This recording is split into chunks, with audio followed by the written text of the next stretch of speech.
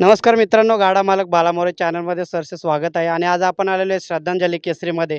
सुंदर भव्य दिव्य असं मैदान आणि आज गटपास केला सुलतानने. दादा नमस्कार. नमस्कार. सर्वप्रथम तुमची ओळख सांगा. सावलाराम माधू पाटील, सिद्धी करवले. आज तुम्ही सुलतानला गटपास करून दाखवला. नाही, मी पहिल्यांदाच आलेला आहे आणि मला खूप आनंद झाला की माझा गटपास बैल झाला म्हणून. कुठून घेतला सुलतान? सुलतान मागवरशी घेतला पप्पू शेठचा. म्हैसुरीमध्ये घेतला. काय सांगाल म्हैसुरीची खरेदी? कारण आजकाल आपल्याकडे मुंबईमध्ये सुद्धा, कारण मागील जेव्हा शहर क्षेत्र होता तेव्हा सातारा, सांगली, सातारा, त्यानंतर नाशिक या ठिकाणी म्हैसुरी पाहायचे. आज आपल्या मुंबईमध्ये सुद्धा म्हैसुरी पाहायला लागले. काय सांगाल? एकदम मस्त जात, एक नंबर मला पटली. कोण होता सुलतानचा पायरा आज? मल्हार नांदिवलीचा. काय सांगाल सुलतानबद्दल? आजचा आनंद कसा व्यक्त होईल? लईच भारी आनंद, म्हणजे खूप खूप म्हणजे आनंद असा गाठत राहत नाही असा. काय अडचणी येत होत्या का पायऱ्यासाठी सुलतानला? नाही नाही, काहीच नाही, अडचणी नाही. मला सांगून येतात पेरं, पण मला 2-3 जण असं बोलली का तुझ्या बैला असलं पेरं कसं देऊ? मी म्हटलं माझा बैल आहे, तुझा बैल कमी पळला तर तुझ्या बैलाला मी पेरा देणार. मी सरळ सांगला. दोघं तिघांना बोललं मला असं, मी दिलं ना त्यांना. ते अचानक रात्रीचे याने असा असा फोन केला. बरं ठीक आहे, बैल मी शर्यत बघलेली होती त्याची. बरं चालेल, तो बैल आपल्याला चालेल. इथं आलो तर मी बैल बघितला तो, तर माझा पोट भरला. माझा बैलासारखा बैल चालला, मी पेरा तोडू शकत नाही. बरोबर. जर बैलच कमी चालेल तर सामनेवाला तर पेरा तोडणार ना माणूस, असा विषय आला. किती रुपयाला खरेदी केली सुलतानची? ते 58,000ला. बघा 58,000चा आज म्हैसूरी वासरू आणि खूप सुंदर असा श्रद्धांजली केसरीमध्ये गटपात झालाय. आणि त्यांचाच बैल मी पावणे 3 लाख रुपये लावलं तर तेही दिला ना. 3,11,000 सांगले. मी म्हणलं माझी ऐपत ना, मला छोटा गोत्र द्या तेही. म्हटलं नाही येत. मला 65,000 रुपये किंमत सांगितली. मी बरं डायरेक्ट बोललो 58,000 रुपये देतो, पटत असलं तर हा. तर लगे रात्री गेलो आणि लगे घेऊन आलो. बघा दिलदार व्यक्तिमत्व खूप एकदम सुंदर मस्त. असं दाखवलं.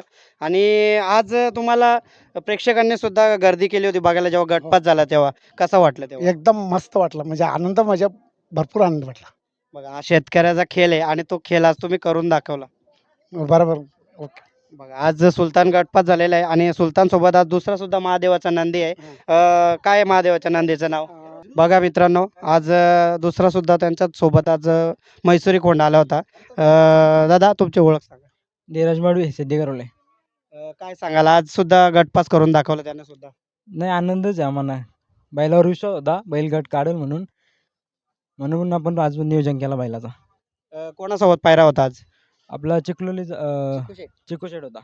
बघा दादांना सुद्धा विचारा. दादा तुझी ओळख सांग. करम पाटील. मी इंडस्ट्रियल पक्षा ग्रुप यांच्यासोबत असतो. मी ते पहिल्यापासून यांच्यासोबत आहे. आपल्याला पहिरा होता चिक्कू शेट. चिकू शेट सुद्धा एक नामांकित बैल आहे, कारण बऱ्याचशा मैदानामध्ये त्याने सुद्धा एक त्याची छाप सोडलेली आहे. आणि आज तो पायरा झाला तुमच्या महादेवाच्या नंदीसोबत. कसं वाटतंय? एकदम खूप छान वाटतंय. अत्यंत आम्हाला असा चांगला या वाटतंय. आता सेमीला ती तशी गाडी पळावी. जेव्हा तुम्ही मैदानामध्ये आले आज, कारण मित्रांशिवाय शर्यतक्षेत्र नाही. आज तुम्ही मित्रासोबत आहेत. काय सांगाल मित्राबद्दल? मित्र कमी, आम्ही भाऊ जास्त आहोत. भावासारखेच सर्व. बघा या शर्यतक्षेत्रात भाऊ आणि मित्र जेव्हा जे नियोजन करतात मित्रच, तेव्हाच कुठेतरी हा शर्यतक्षेत्र टिकला जातोय. नक्कीच. आज या भावांची साथ आहे, म्हणून आम्ही आज इथपर्यंत आहे. बघा खूप सुंदर सांगितलं. कारण जर मित्र नसले तर शर्यतक्षेत्र होऊ शकत नाही. कारण गाडा घेऊन जाणं, बैल घेऊन जाणं, त्यानंतर सुद्धा एक मेहनत, भरपूर मेहनत आहे. मेहनत तर आहेच. मेहनत करतो म्हणून आज फल दिला बैलांनी.